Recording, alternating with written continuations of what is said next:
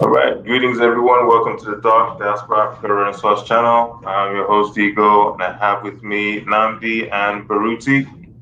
Welcome, gentlemen. I'm John Bo to everyone. Hello, everyone. Welcome. And then we have a guest today. We have Dr. Mfunisewa Bengu. He was on the show some time ago, but unfortunately, due to connection issues, we couldn't complete the show. But he's back, thankfully, and welcome back, Dr. Bengu. Thanks for having me. Great. Okay, so we'll get straight into it. Obviously, the topic of the show today is Ubuntu and the New World Order. But we were focusing on a specific paper you wrote, and it was titled "The Locus of Ubuntu Within the Christian Church in Africa."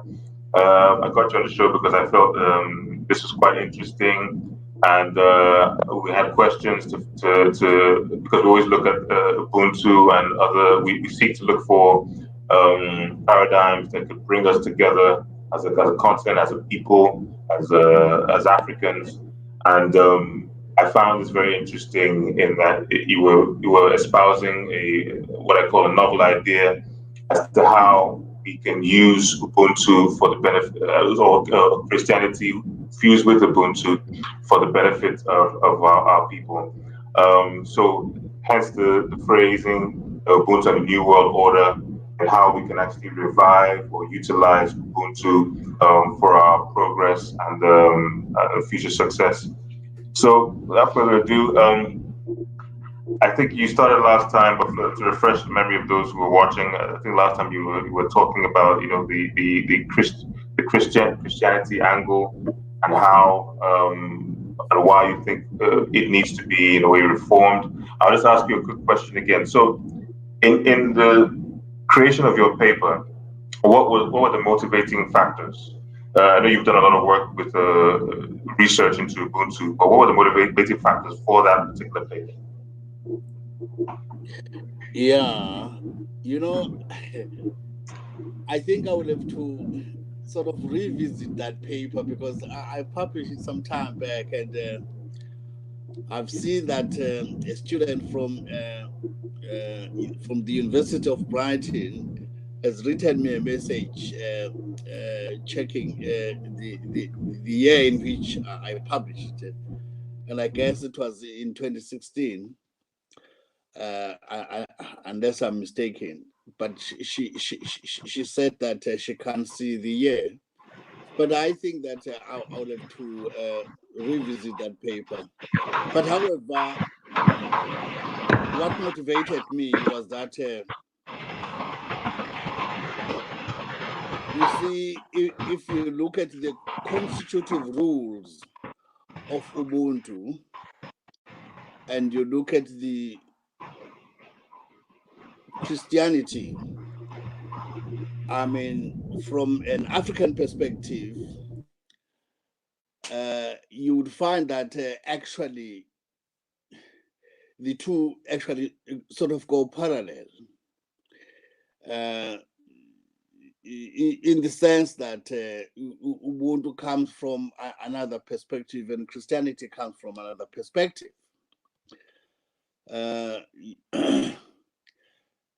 And even if they somewhere meet, but there is no clear, convergence because of the fact that, I mean, from where one is seated, Christianity, doesn't sort of all the time talks to the African values. So, whereas on the other side, Ubuntu does talk to African values. In short, actually, Ubuntu is an African philosophy.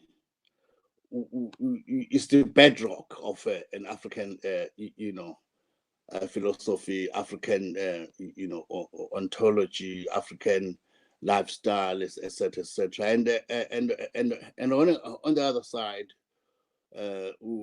Christianity has got its own values, which actually, sort of don't gel well with Ubuntu. So the argument, the central one, I mean, is that it's important that a religion talks to one's culture. A religion should not actually talk to one's foreign perspective, but it must talk to one's culture. Well, that sort of appeals to a number of questions, because you see, somebody can say, but Christianity talks about God, and Ubuntu also talks about God. And then it sort of becomes to a point where, I mean, we seem to have different gods, yet we have one God, but the way we look at it, I mean, we come from different angles. Well, there are quite a number of questions, you see, in that, and I don't want to get into them, but the thing is, Christianity and Ubuntu do not actually, converge in a manner that is actually fitting very well into the African epistemology, and centrally, and makes an African sort of comfortable culturally and otherwise. I don't know whether that is clear or not. I have a question, Dr. Bangu, if I may add. Can you just kind of summarize where you think the areas of disconnect are between the values of Ubuntu and simultaneously someone practicing Christianity? And then also, what types of principles of Ubuntu would you think would better complete or enhance Christianity if one said they wanted to practice Christianity and at the same time not be disconnected from Ubuntu? Yeah. Yeah, hey, that's interesting, yeah? Let me try to tackle that. You see, Ubuntu centrally says, I am because you are because I am. Okay, let me repeat that. I am because you are, and you are because I am. So it means, you see, we are connected. We are not sort of living in a kind of an island. We are not individualistic, but we are collectivistic, you see. And we recognize and respect each other. And so then, therefore, your being actualizes my being, which actually brings in an element of collectivism. Whereas on the other side, Christianity, it doesn't actually emphasize that element of collectivism. And then, of course, you see, you can go on and on and on, because, you see, we believe that from the side of Ubuntu that we are all God's creation. And irrespective of one's culture, irrespective of one's color, irrespective of one's everything, we are God's creation. So then, therefore, we have to respect and recognize each other, that although we may come from different, cultural milieu, but we are one in terms of being God's children. Whereas on the other side, Christianity has this, that, you see, it sort of presents itself as a concept that is actually talking to a different, kind of people, and not talking to another kind of people or another grouping, etc., etc., etc. I mean, for instance,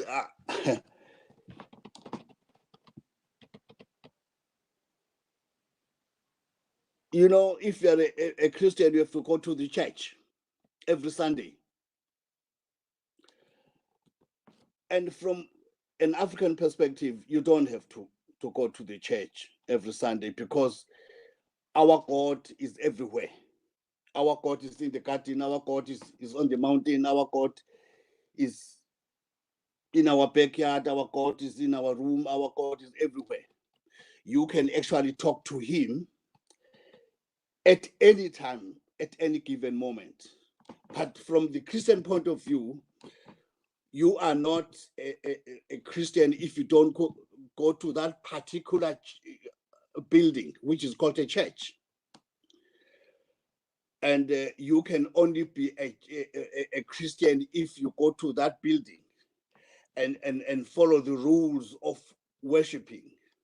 The rules of worshiping God from the Christian side are different from the rules of an Ubuntu-driven, person. I don't know whether that point makes any sense, or I mean, am I satisfying your question? Thanks. So what if a person who said that they were a Christian said that they believed that God was omnipresent also? So if they said that God was omnipresent also, even if they thought that they needed to go to church, Yes. a particular church, if they said omnipresent also, would they be more in connection to be able to embrace Ubuntu if they came to the realization that going to church did not make them a Christian, but the idea about God being omnipresent was most profound in their belief structures? Yeah, you see, that won't be a problem, because indeed, so God is omnipresent, and then you see, but the way now how we should believe in God, I would imagine that it will differ from that. And the way a Christian have to do the rituals would sort of differ from the rituals of an Ubuntu-driven person or an Ubuntu-inspired person. And you see, there are, you see, if you go back to the history of Christianity, perhaps, I mean, I don't know, I mean, whether one would be digressing here, but if you go to the history of Christianity, and I mean, and up to the present moment, you see, you would find that you see, instead of it being negotiated with everybody, the Romans, pushed it down the throats of other people, so particularly the Africans, without it actually being negotiated. I mean, what is it that, I mean, you are pushing down our throats? And then as a result, it assumed a unilateral, perspective rather than an inclusive one. So, I mean, all of that, you see, I am, sort of thinking from the side of Kemet. I mean, when, Kemet was actually having its own traditional Christianity, I mean, before the Romans came in. And when they came in with a completely cooked religion and forced everybody to actually swallow it, not even chewing it, swallow it. And if you don't do that, you'll go 6 feet underground. Whereas, you see, we are saying, you don't have to kill me if you want me to believe in your religion, but you have to persuade me. You have to convince me that this is the good of it, this is the good of it, and please believe in this, etc., etc. I mean, some of us actually, have a problem with that. So, therefore, it's not only the issue of God being omnipresent, but it's quite a number of things. I mean, somebody recently, one, local priest from one of the indigenous churches were having a conversation, and then he threw in a question, I mean, to us as a group, as to why are we presented with a white Jesus? Are we sure that Jesus was white? Where do we get that? So that, developed into, a lengthy discussion. And I mean, all of us were sort of saying, look, we just need to have a relook at that. I mean, all of those but I know that that is political. And it is unfortunate that, you see, Christianity was developed during a very highly intense political situation. So as a result, you see, it didn't accommodate an African perspective.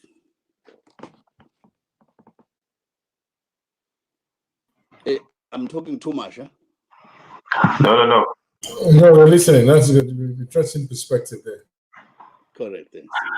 Okay, but thank you for that. So, the angle that I think I was quite intrigued with was, obviously I've never heard that being said before. You would know, given all the history of the European Christianity, the Crusades on the continent have been terrible, has been disastrous for us, it's been violent.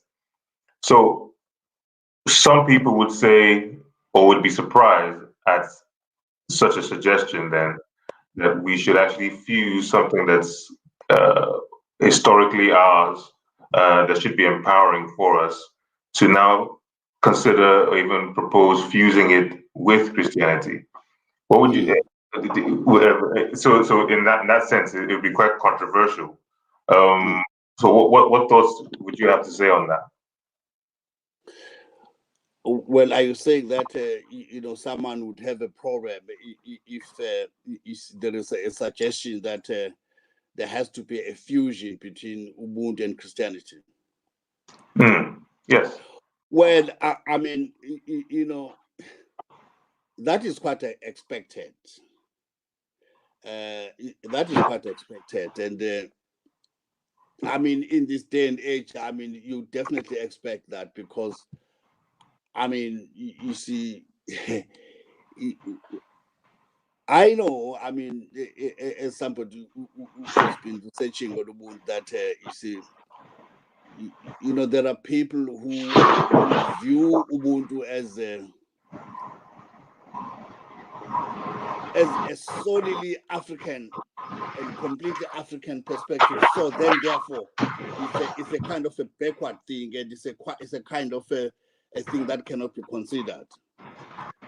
You see, again, which is political.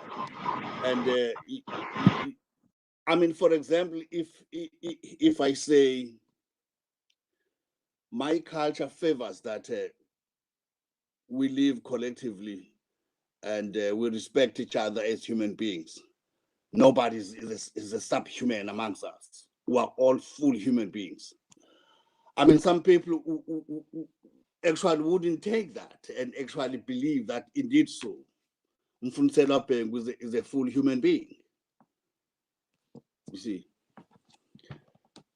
And as a result, because Ubuntu, which Bengu is championing, you see, so it means that it's a kind of a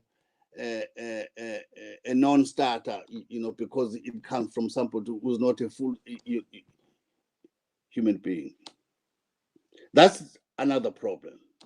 And when somebody says that, so then therefore it cannot be infused into Christianity, it will sort of be understood as we are sort of dirtying up, I mean, Christianity. We are downgrading Christianity. Why? Because of the mentality born out of you know, colonialism and that kind of stuff. So then, therefore, I mean, I won't be surprised that I mean, some people actually reject that. Well, look, it's so interesting that in our days there is this emergence, a very strong emergence internationally of gnosis, which begins to actually challenge the present Christianity. And it's a scenario that I mean, one is looking at, I mean, quite very interestingly. And you see, this emergence of gnosis is actually not rising up from Africa, but is rising up from Europe, where you have very strong, you know, proponents of that. And I just want to see how is it going to go. I mean, whether Christianity will actually accept it, or I don't know what is going to happen. But I know that, you see, Christianity or Christians would say gnosis is actually heresy. You see, and those who are imbued with gnosis would view Christianity as a heresy. So, I mean, so it's a kind of who you are, where you come from, and what has influenced you. Thanks. Can I follow up on a question, Dr. Bangu, that Ego asked you? Ego kind of was asking about, you know, why the need to infuse Ubuntu, being African, with Christianity that is seen widely as not African, and would that not create a conflict? I'd like to ask you a question first of all. Do you see Ubuntu as being an African religious philosophy, or just you know, a philosophy that's not, you know, religious at all?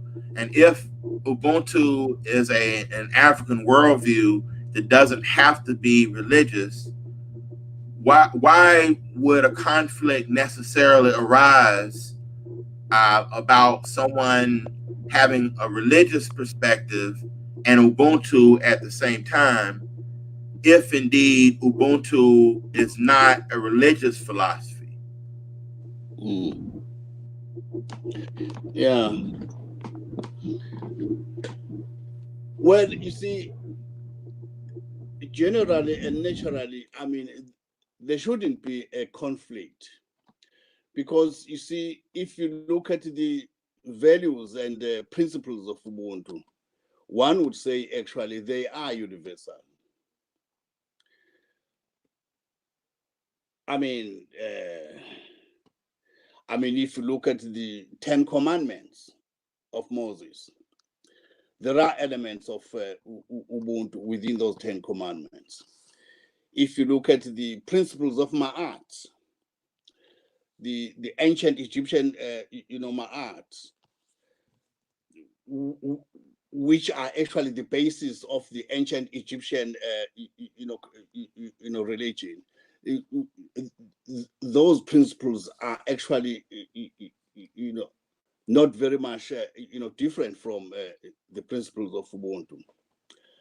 So, you see, we argue from our perspective that actually the principles of Ma'at is an ancient Egyptian word which, in our situation, is called Ubuntu. We always argue, not only me, but also other scholars, that you see, they are actually, universal, those kind of principles. And then you see, if they are universal, then there shouldn't actually be a conflict between Ubuntu and Christianity. But you see, we need to accept and respect the fact that, you see, we do have some political factors in this, which actually sort of bedevil everything. And as a result, you see, we no longer, view the two, concepts as concepts which can actually, come together. I personally, believe that, you see, Ubuntu and Christianity can actually come together, and actually quite harmoniously, if one concept can say, okay, I can remove this and accommodate this, and this one will say, I can remove this and accommodate this, and then you see, fuse the two together. I mean, you would find those kind of gray areas, but you see, I don't think that either of the two sides would actually agree to that. I mean, for example, you see, Ubuntu-driven people would say, but you see, the very word Ubuntu tells you that indeed, so within me, I have an element of godliness. And indeed, I'm the child of God. But you see, the other perspective would say, we are not fully a child of God because of A, B, C, D. So that's what I'm saying.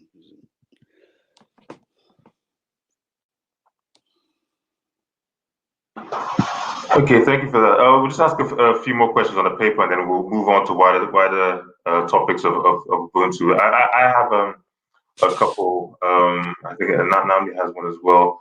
Okay, so I hear what you're saying. It sounds like a practical assessment and proposition. But what would you say?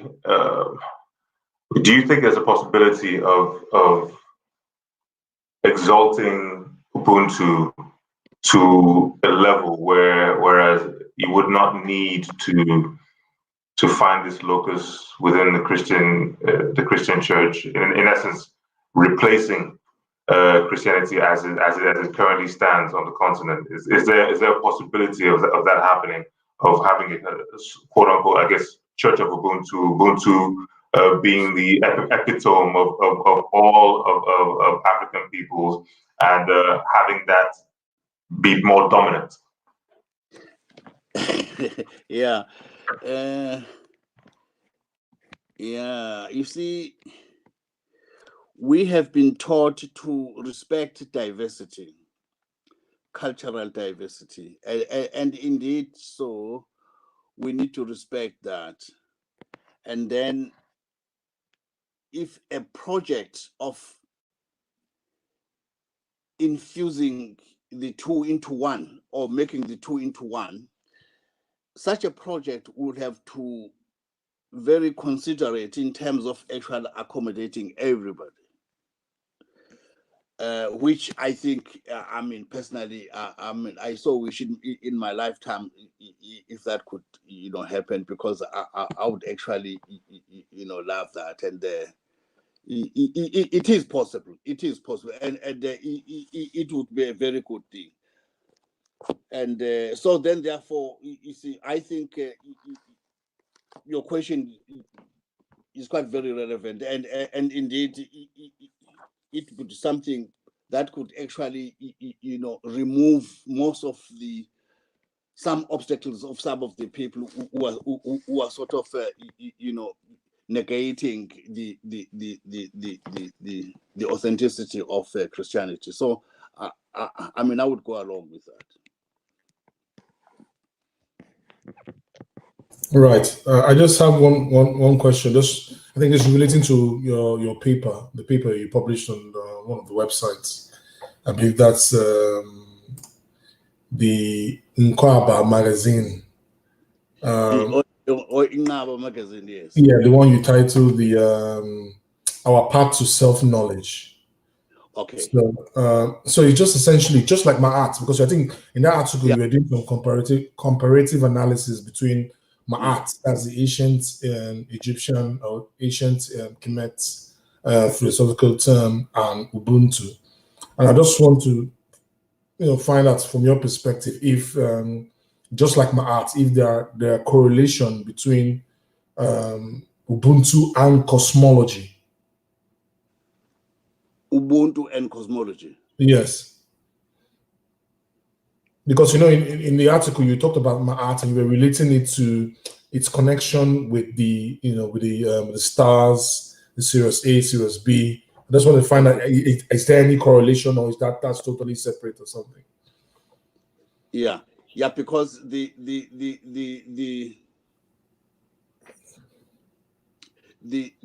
ancient Egyptian cosmology was actually based on Ma'at. It was based on the principles of Ma'at, and Ubuntu, I mean, is fully in agreement with the principles of Ma'at. And in any case, Ubuntu comes from ancient, Egyptian cosmology. So then the two are actually have no problem. And indeed, so the Kemetic principles of Ma'at are actually, the foundation. I mean, if you look at the way Hermes Trismegistus, or you call him Thoth, or but we call him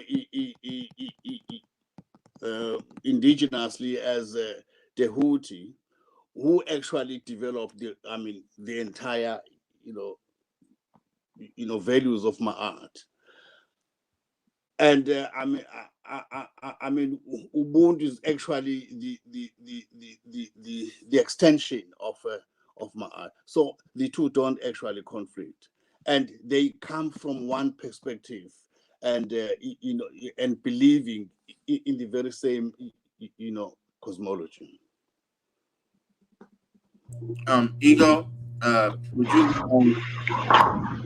you mind if I ask Dr. Bengal one additional question?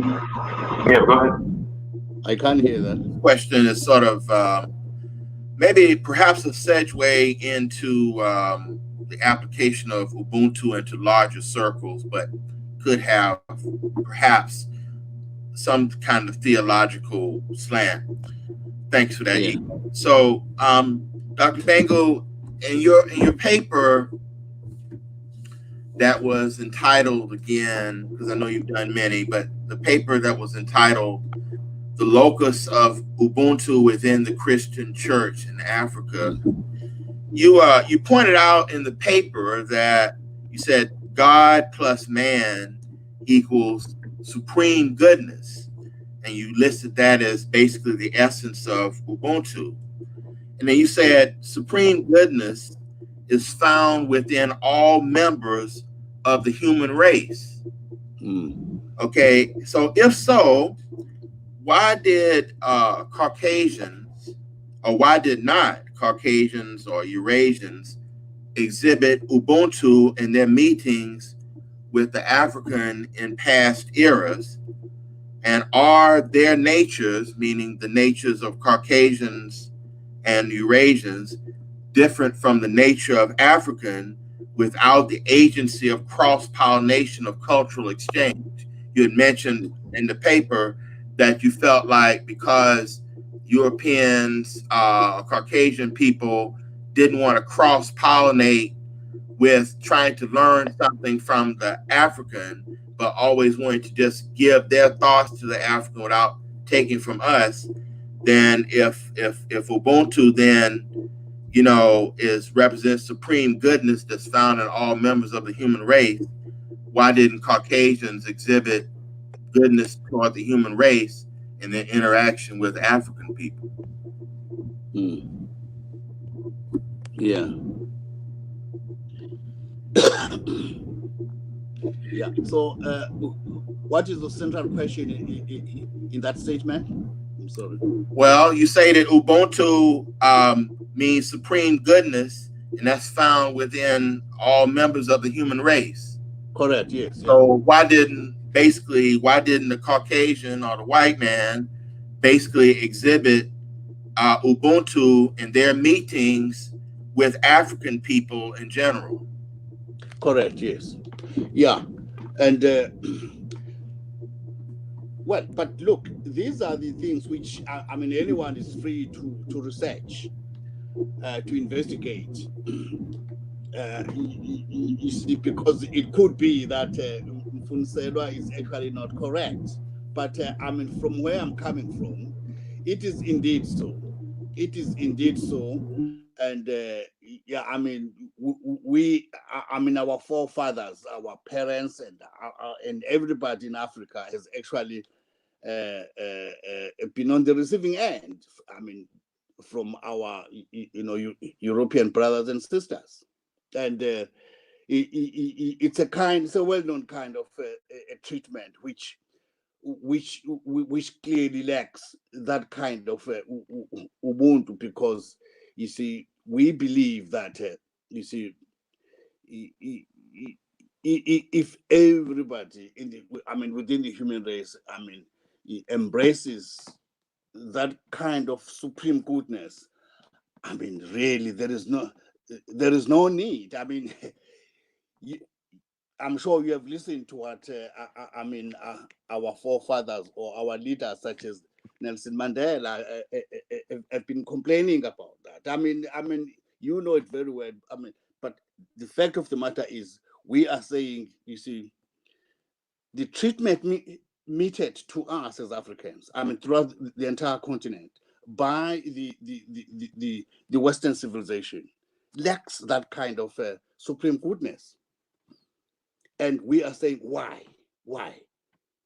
I mean, why? You see, I mean, because if we are all children of God, I mean, why don't we treat each other as brothers and sisters? Because we are supposed, in any case, to have that kind of a supreme goodness in us.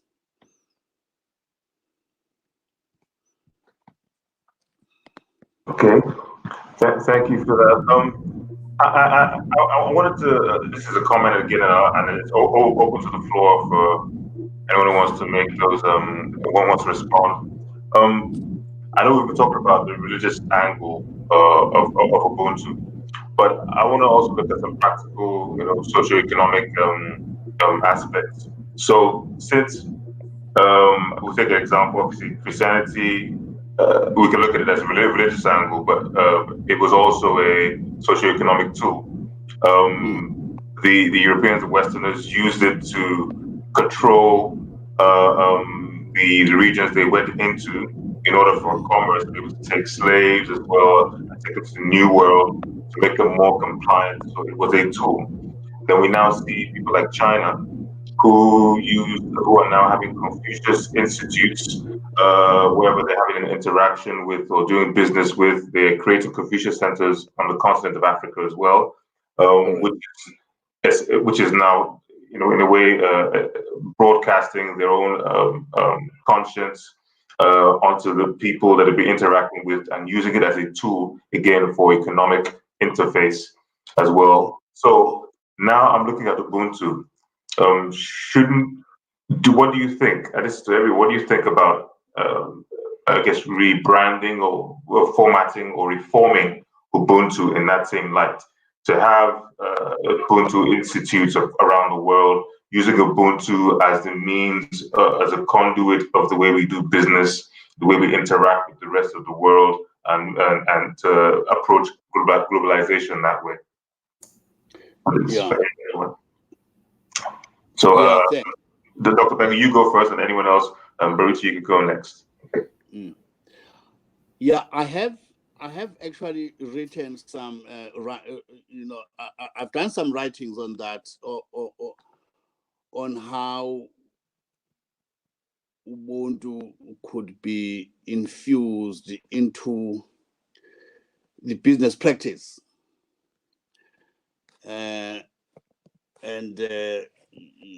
I'm not the only one who has done that. There are, quite other guys who have done it. Because, you see, we are now talking about, business. And if you look at the modern European economy,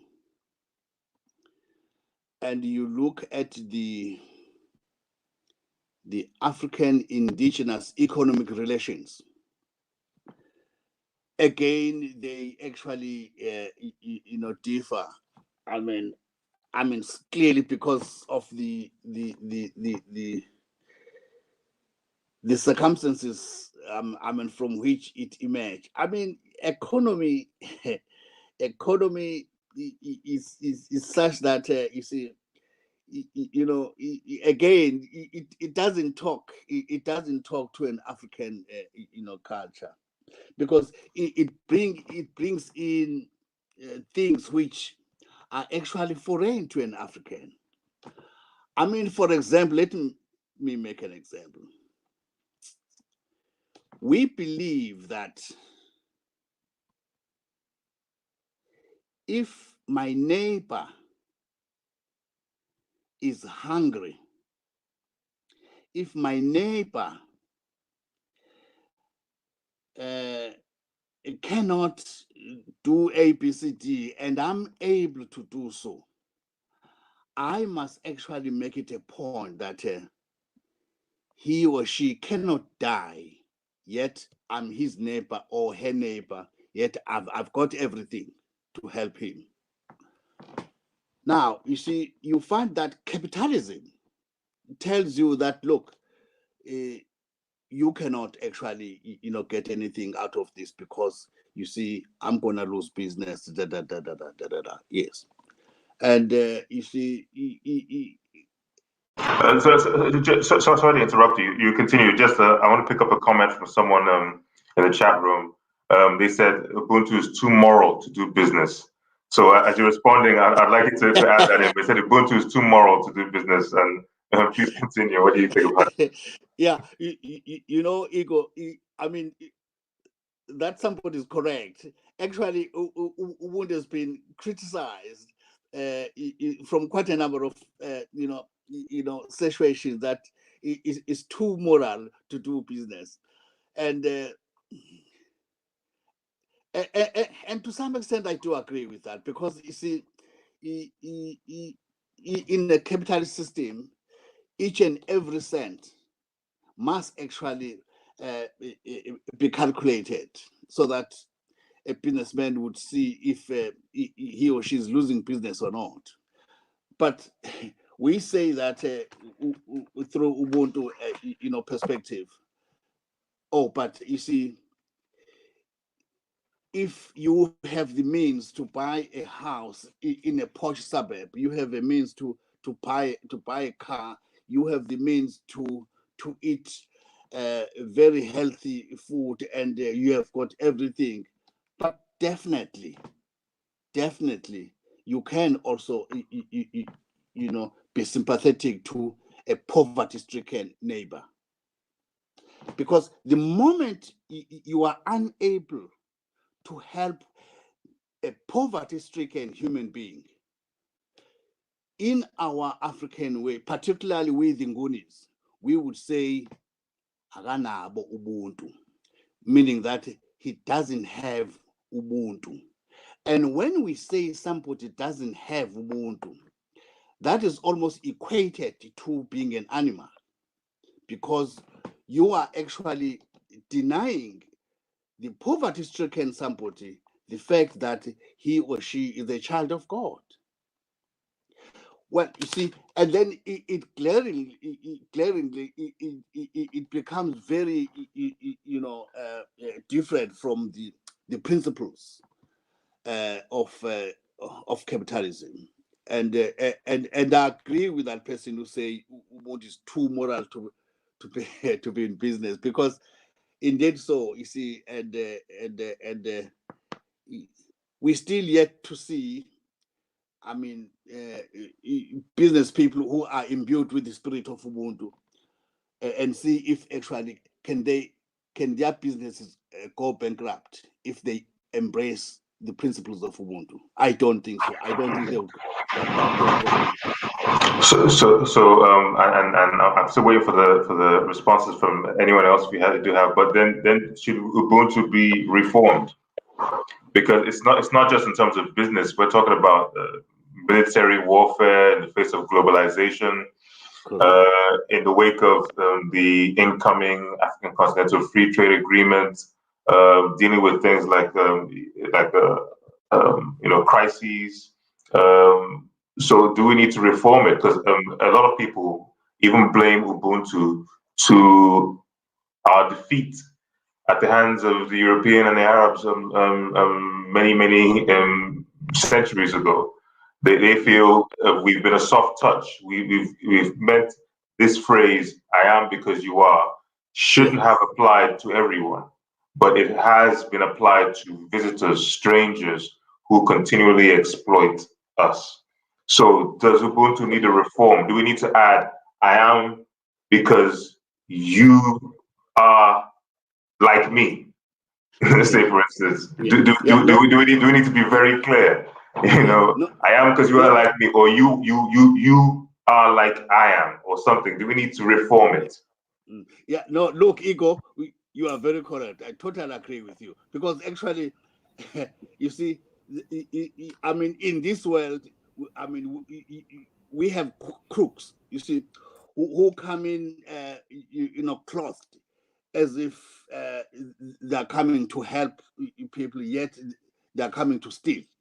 And if you blindly and foolishly embrace Ubuntu principles, crooks will actually destroy you.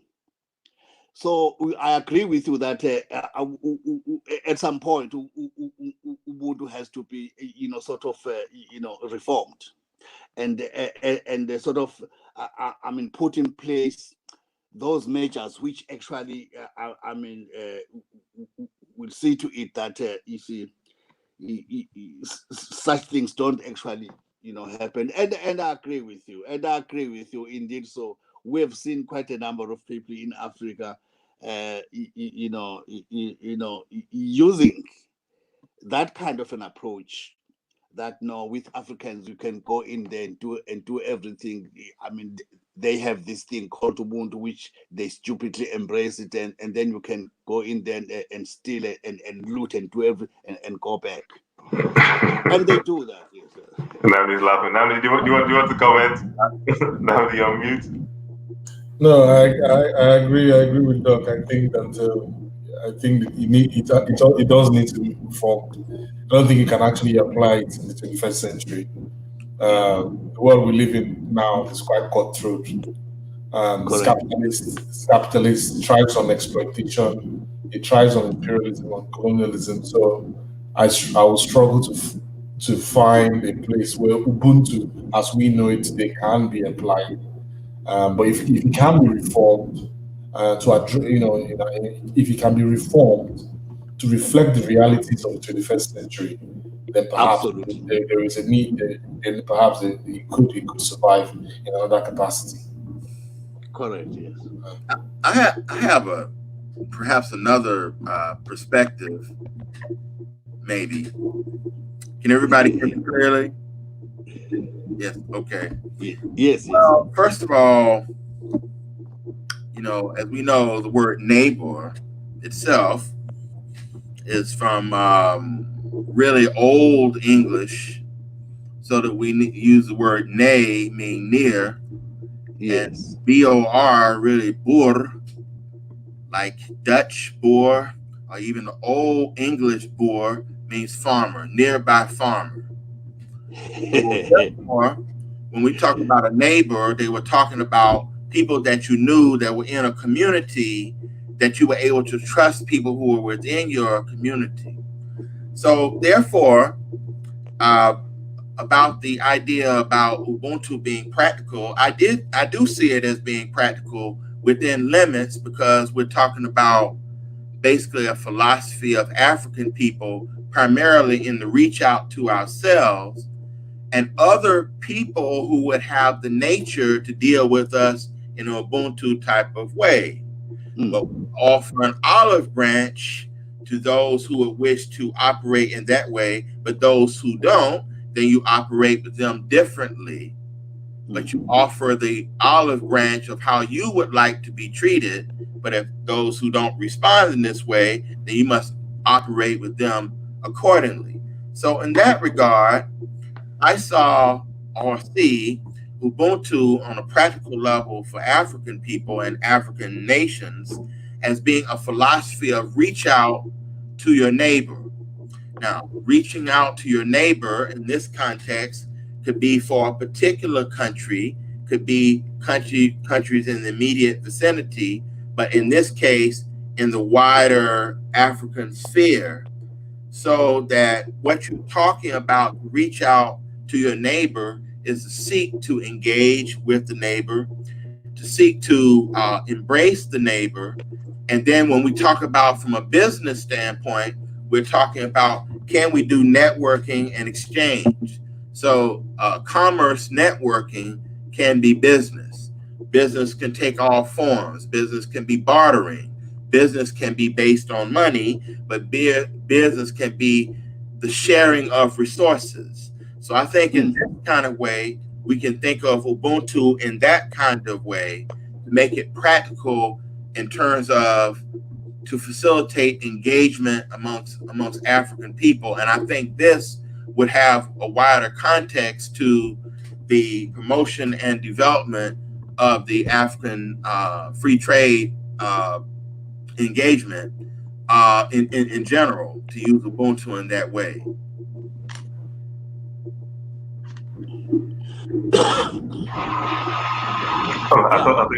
Go ahead.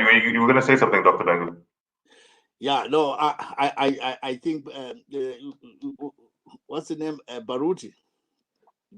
Yeah, no, look, I agree with you. I agree with you. I agree with you. And yeah, no, I agree with you. I really have no problem with that. But you see, in a natural world, you see,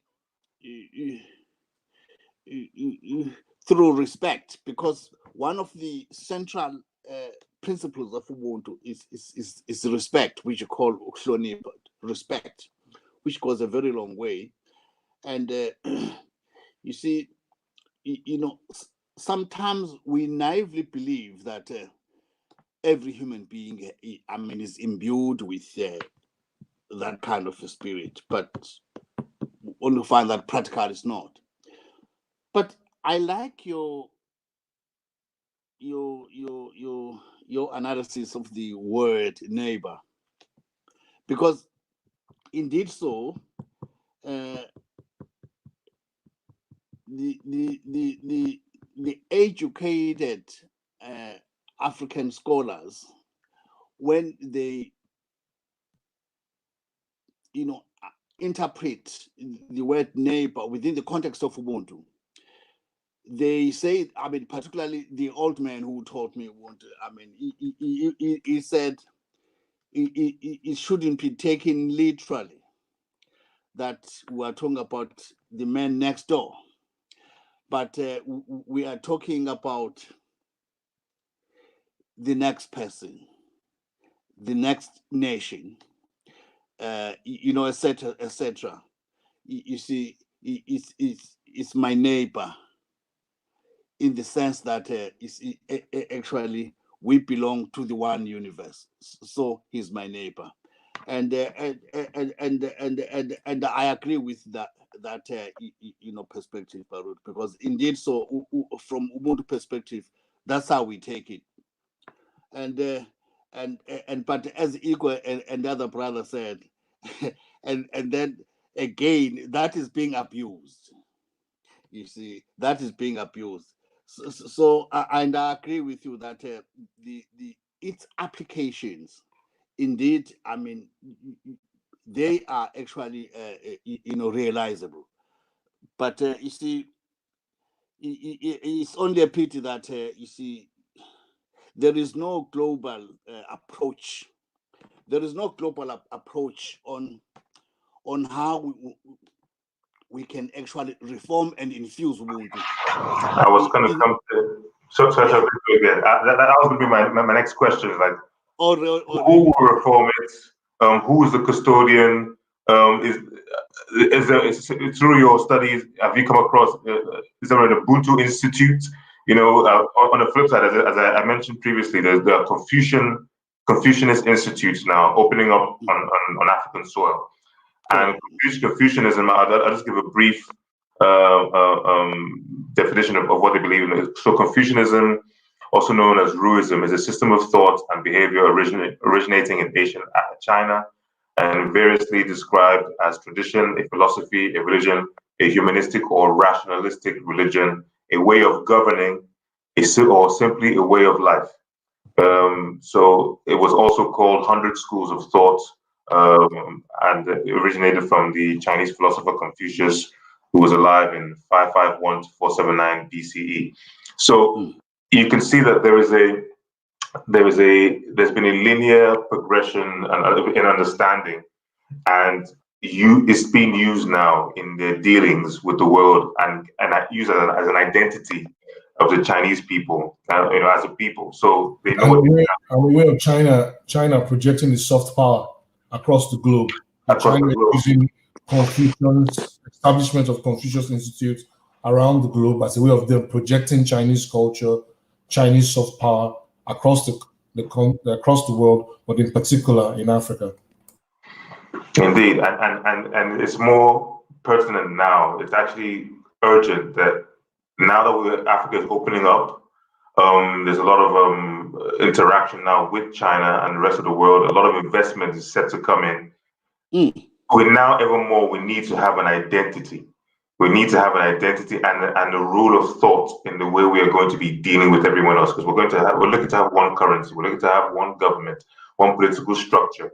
What would be the underpinning for that should be Ubuntu. So we need to now have, or start to look at, an institute, a school of thought that can be taught to generations after generations. So there's a continuity with the way we structure every aspect of life, be it economy, social, military, war, healthcare. All that should be forged around it. But I don't see that happening. I don't see any kind of Ubuntu Institute or any kind of a group or a kind of committee or council that is putting this forth. So similar to the role Ma'at played in ancient Kemet, ancient Egypt.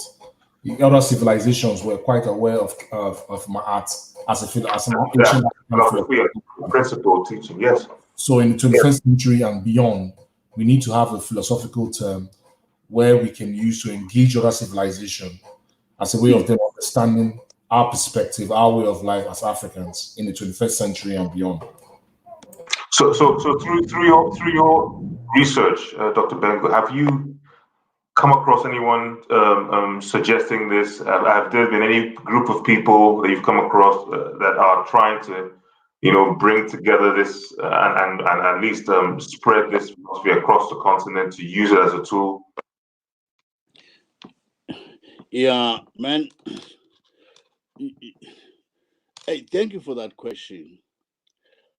I'm thanking you because it's a very painful thing that, look, even if I'm not aware of any Ubuntu institute or institution in the continent, I mean, for argument's sake, let's say it does exist, but we don't know it.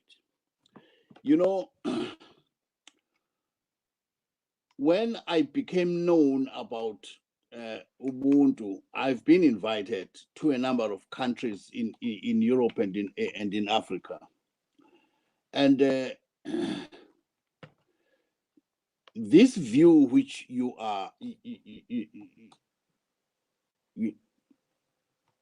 championing, ego, it has been mooted by a number of people in Africa that it's high time that we actually resuscitate Ubuntu and practically put everything on the open and begin to teach our young people. And you see, so that we can have, you see, a philosophy at hand, a philosophy we are known with. I don't mean that we are not known that, I mean, Ubuntu is our way of life.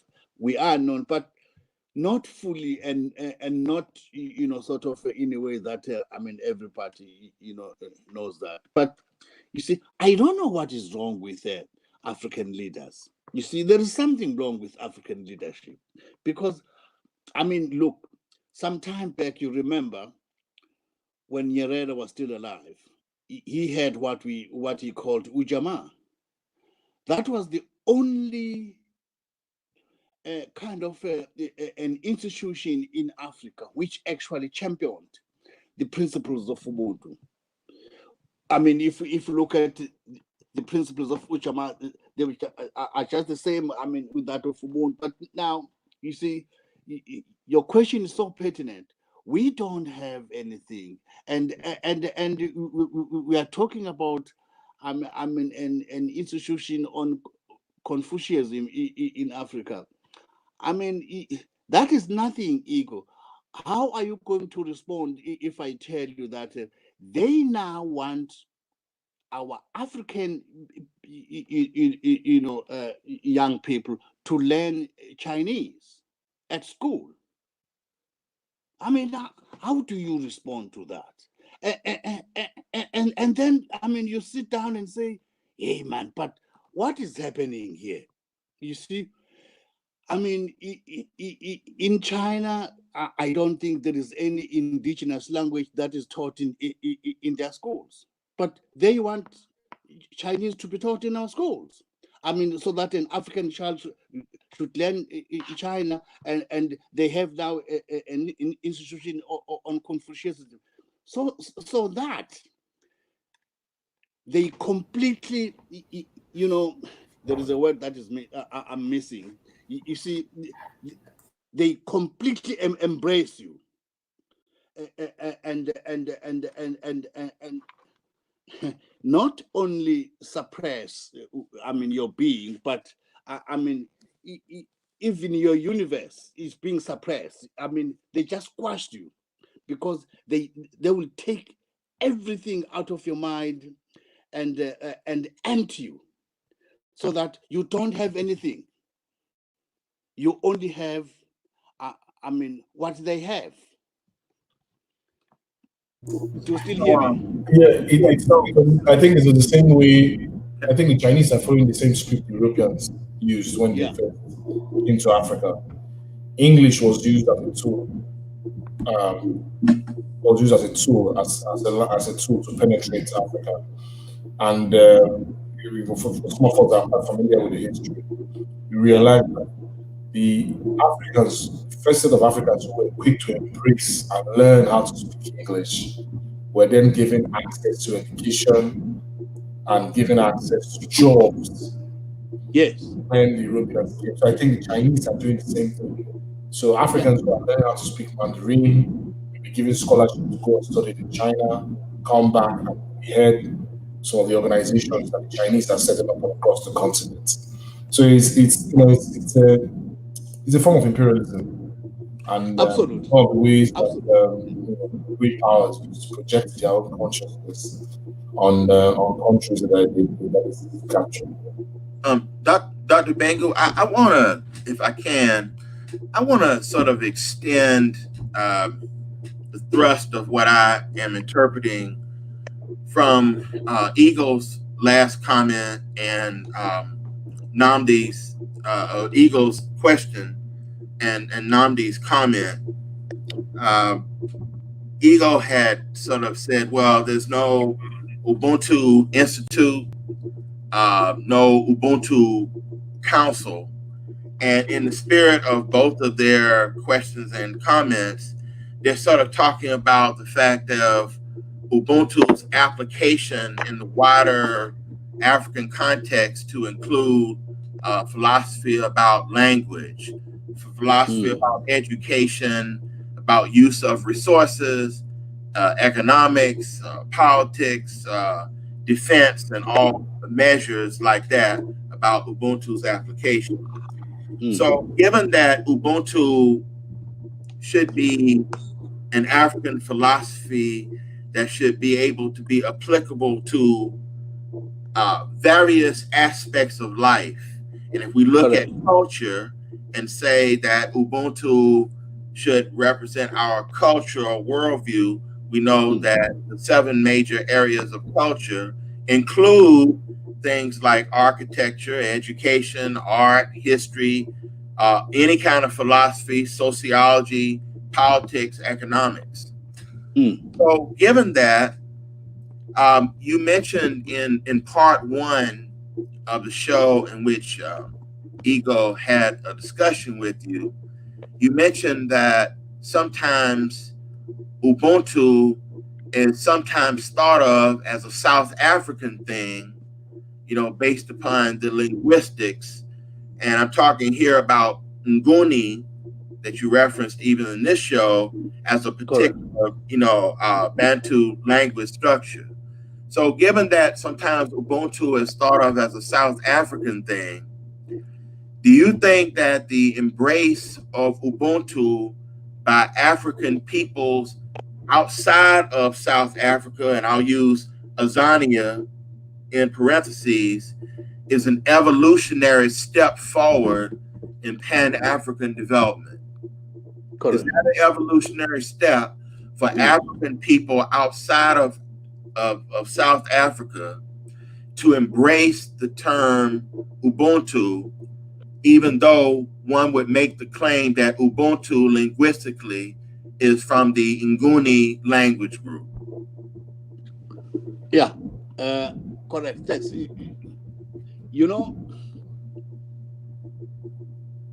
There are quite a number of white people who have embraced Ubuntu right now, irrespective of its linguistic basis. Number 2, it is true, Baruti, that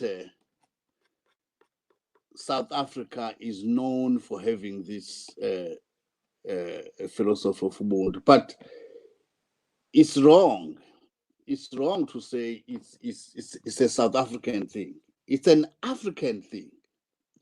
Because, you see, my research reveals that the Congolese people have an indigenous term for Ubuntu.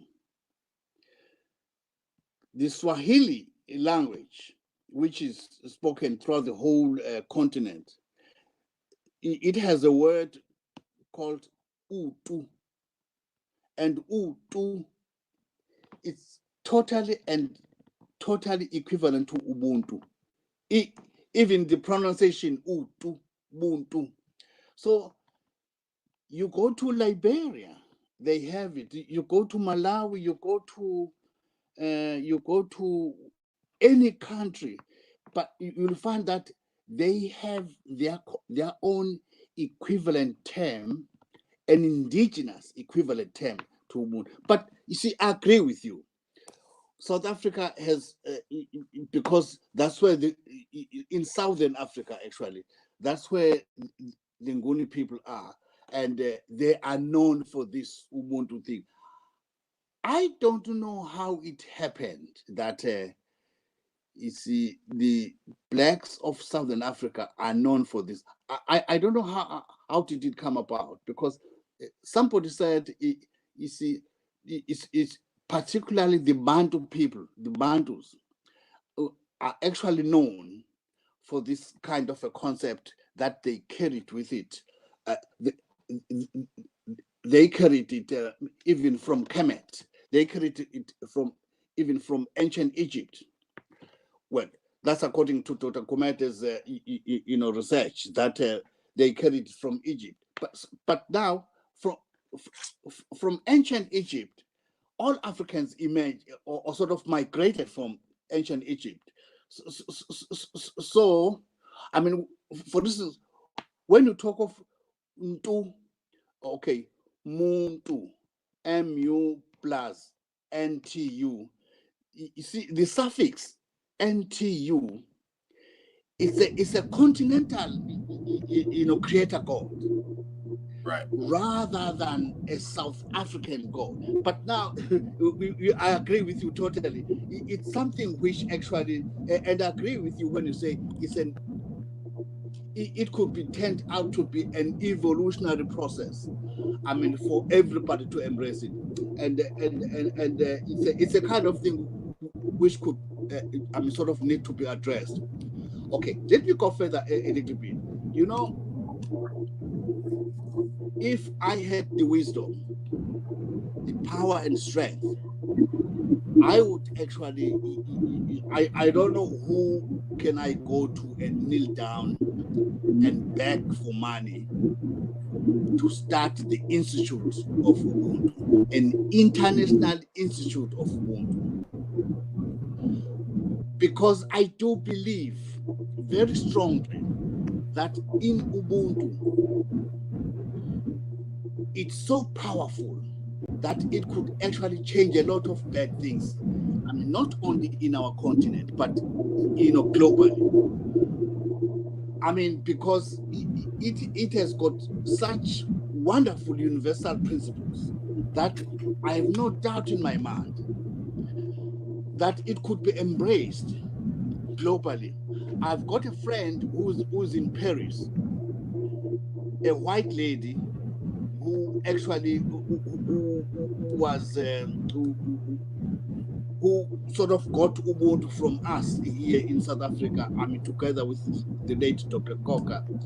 She used to actually, take a lot of, from us. Today, she has established her own sort of consultancy in Paris. And she says to me, people here are so, free in embracing Ubuntu. But it's such a small scale. It's such a small scale. And what Ego is saying, that look, something global, needs to be done here. And you see, one would expect that the African leadership should actually come up with that kind of a challenge and say, look, we need to have our own philosophy, our own continental philosophy. I mean, for instance, in one of my books, I've talked about African economic philosophy. Do we have that? We don't have. Europeans do have their own economic philosophy, because if you don't have a philosophy, you are baseless. You don't know who you are. And when people talk business, when people talk politics, they base everything on their own philosophy. But I don't know what's wrong with us. I don't know what's wrong with us. I so wish that you see, somebody can say, Pengu, let's join hands and start this global institute and begin to change the world. Because look, as long as you are alive in this world, God still, allowing you to live I mean, really, you must do good. And one thing that I can do very well is what I know. And what I know is actually the philosophy of Ubuntu. Excellent. I really appreciate your time. I don't know if any of you have any other questions you wish to ask.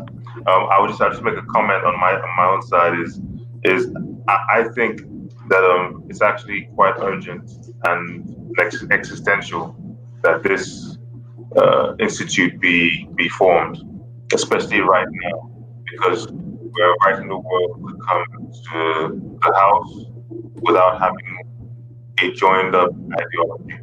And it's a threat to this actual unity that we speak of, because we can't unify until we have similar ideologies and principles. I think it's going to keep or delay that process. So the regional bloc we have, West African bloc, East African bloc, SADC, COMESA, for them to all merge into one, it's not just going to be what the AU say they're going to do. They have to ratify certain documents, certain principles, certain political arrangements, and those should come from one underpinning, one underlying philosophy. And that's why it has to be raised in the consciousness of everyone. And it can only be done through proselytizing from institutes, through the institute that advises educational institutions, schools from a particular age range all the way up to the university, and then the next generation, it just becomes second nature to them. As I showed previously, there are 54 Confucian institutes on the continent, and they are in the universities. Confucian institutes are in the universities, so they already have the mind and perception that they need to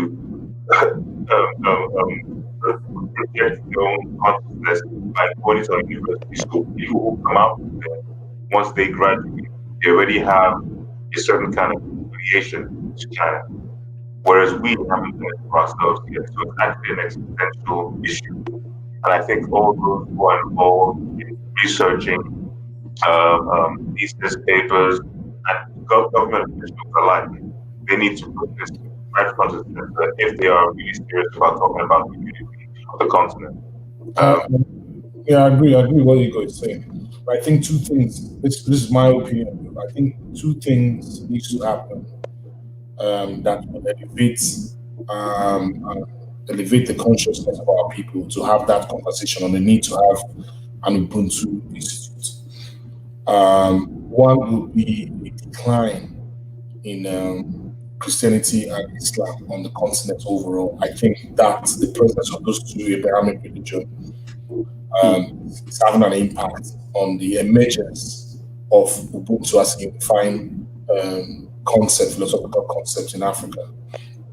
And I draw my reference from China. I mean, a lot of people don't know this, but Confucianism as a philosophical terminology was destroyed, was put on the back burner during the Chinese Revolution.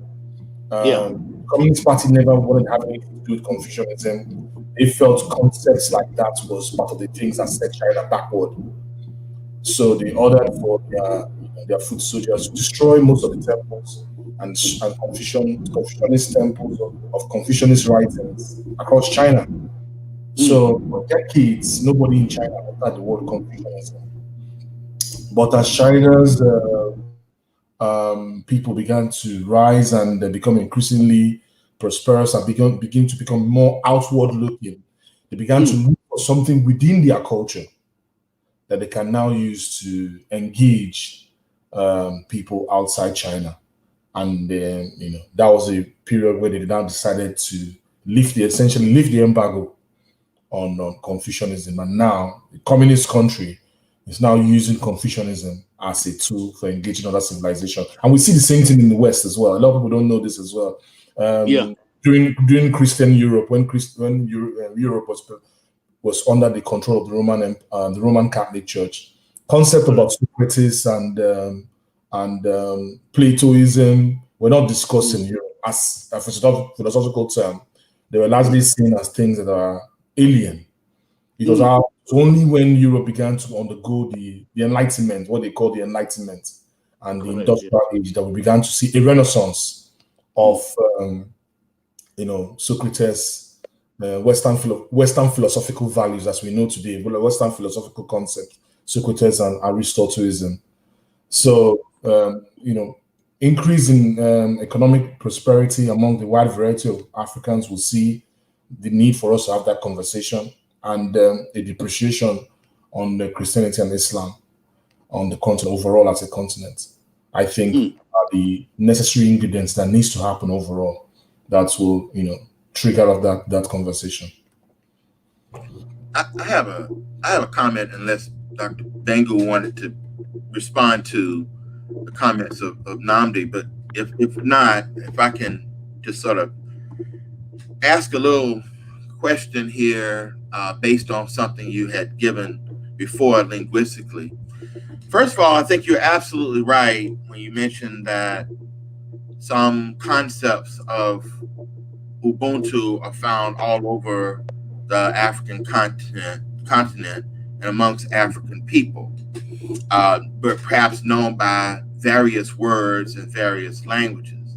And you made mention of even in Kiswahili, you talked about the term Mtu, MTU, which means a human being, and then you put in front of it the prefix MU, NTU, and that obviously means God in Swahili. So you reference the root word, either MTU, meaning a person in Swahili, or some variant like NTU.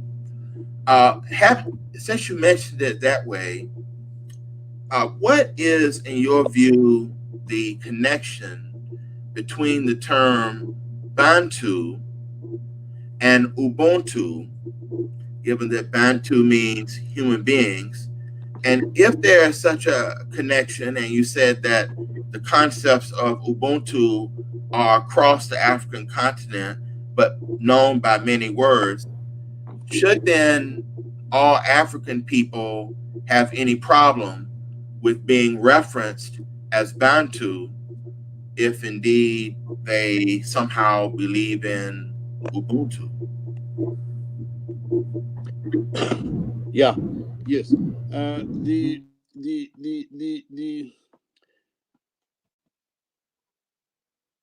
The word Ubuntu, Muntu, Bantu. I mean, Bantu, BA plus NTU, but it's in the plural.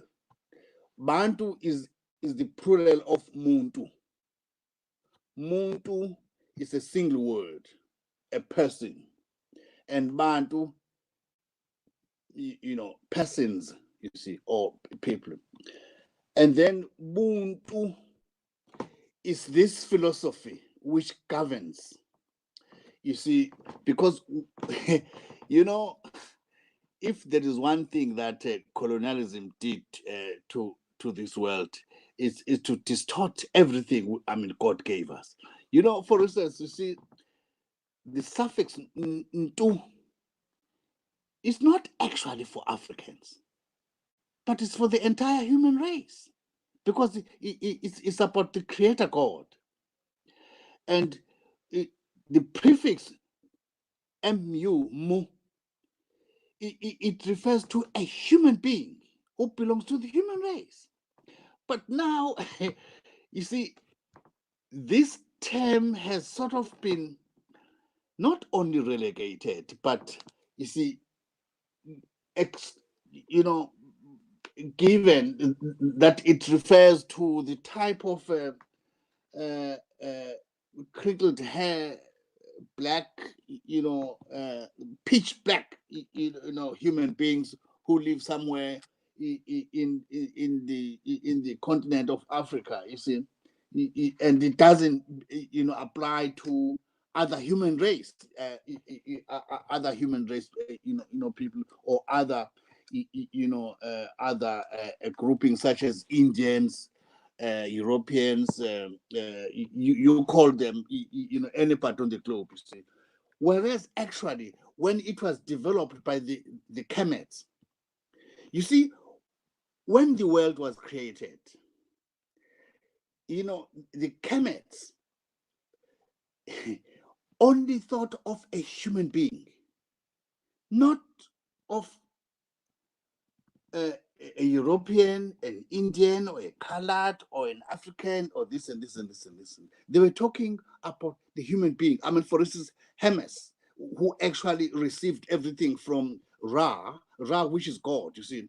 I mean, he received everything from him for him to disseminate everything to the human race.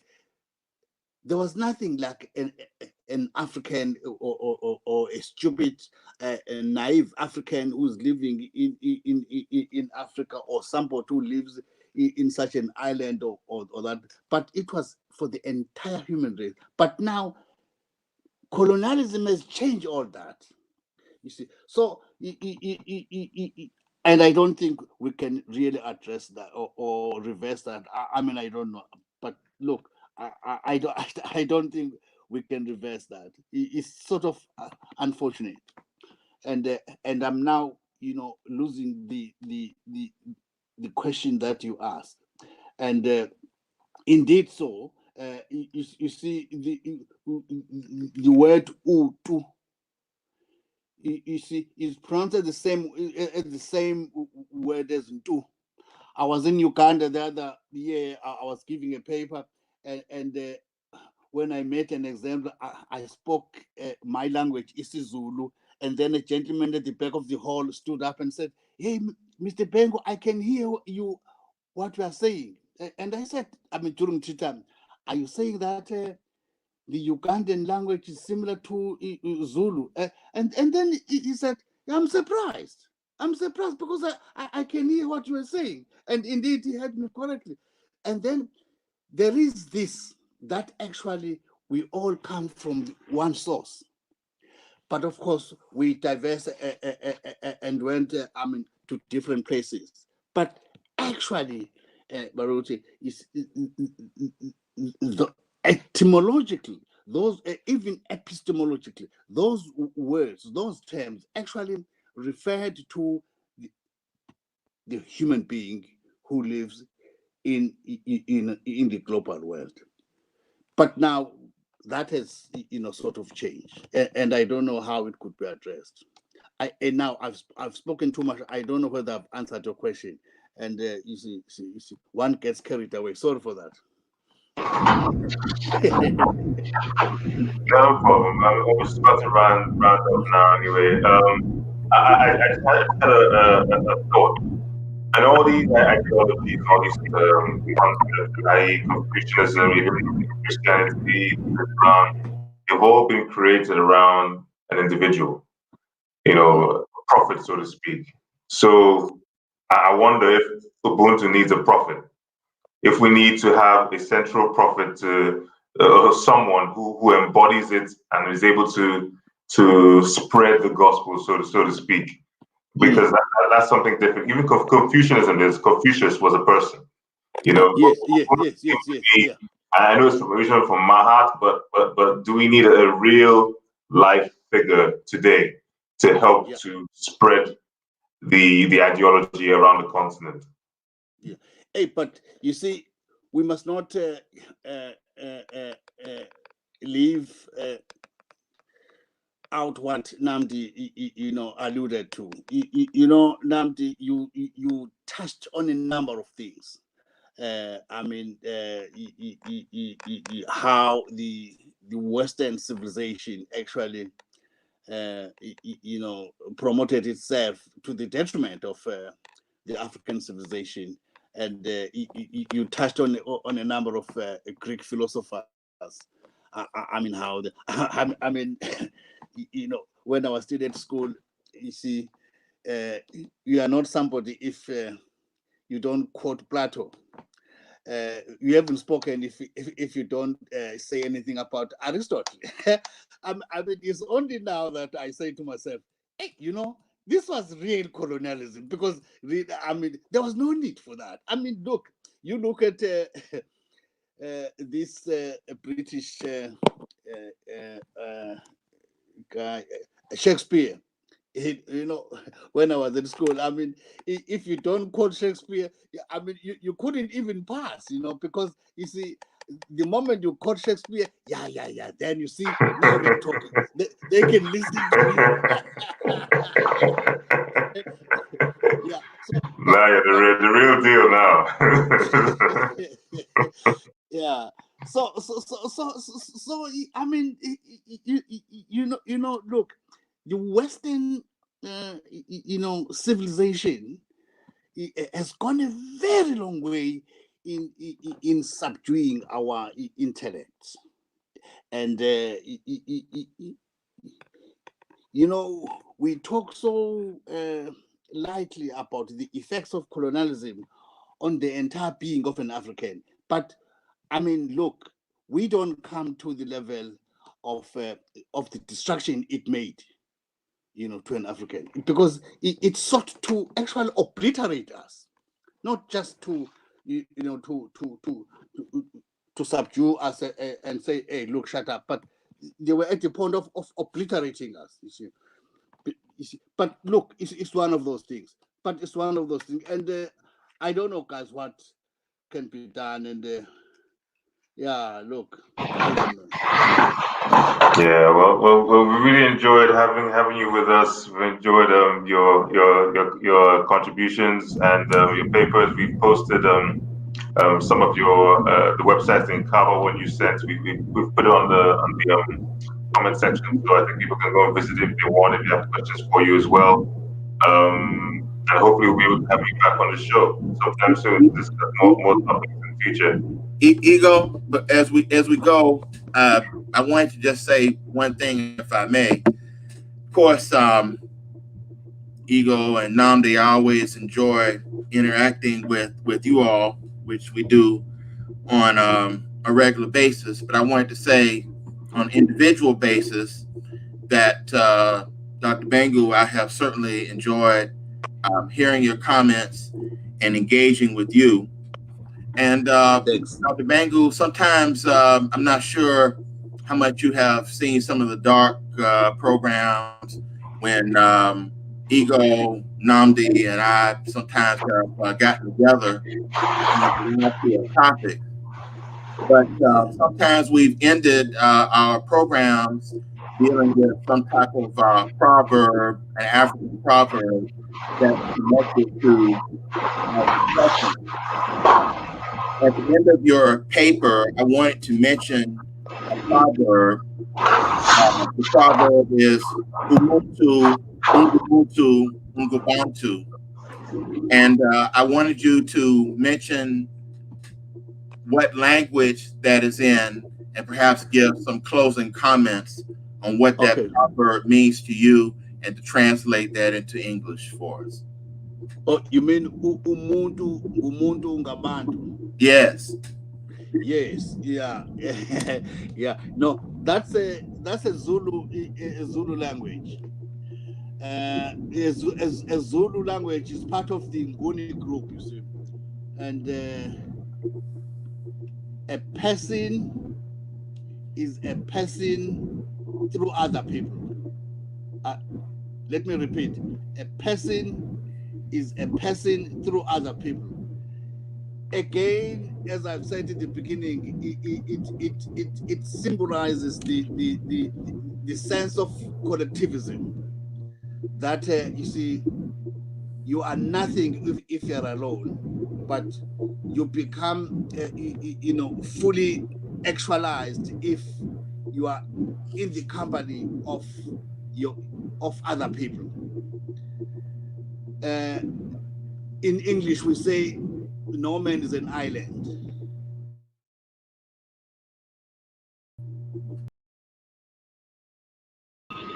Oh, what a shame. I think we might have lost Dr. Bangu there. That's unfortunate. He was just rounding up and giving a. Oh, he's just calling me. Let's see if we can get him back on slightly just to finish. Excuse me. Namdi, could you continue? Yes. Yeah, Baruti, what do you think about so far? Do you learn anything quite interesting? Or were there an interesting perspective to the show? Yeah, definitely. Before I make any comments, since we're still live, let me see if Ego can get Dr. Bango on so he can finish, and then we can wrap up formally. Yeah, I mean, for me, I think it's quite, getting an insight from an expert like Dr. Bengo was definitely crucial. Understanding the correlation between, I personally didn't know about I think he's back on now. Dr. Yes, I'm back. Please continue with your final comments. We lost you for a minute or so on the Zulu proverb, but you were saying a person is a person through other people, and you were trying to wrap up your closing comments and ideas to kind of end our show.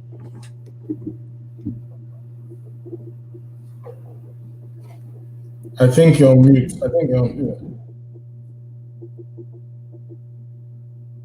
No, we can't hear you. We can't hear you.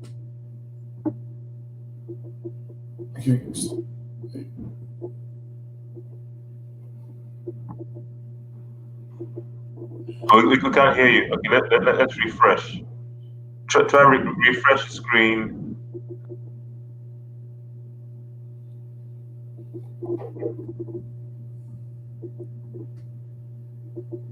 You want to say something? Let's see if you can hear now. Oh, still can't hear you.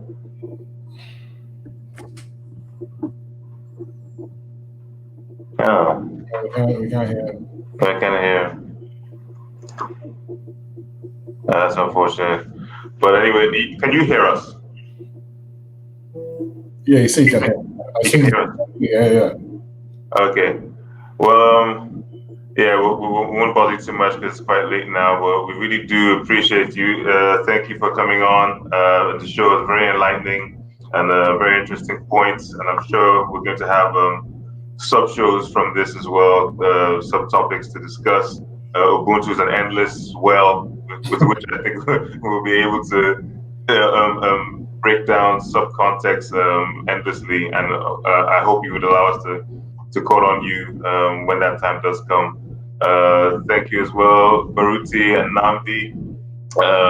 And thank you for those who are watching, Davies, Officer Damloy, Chizoro, Cobb. I really appreciate your comments. And hope you enjoyed it. Share, subscribe, like, and hopefully see you soon. Peace. Tutu Avanana to everyone.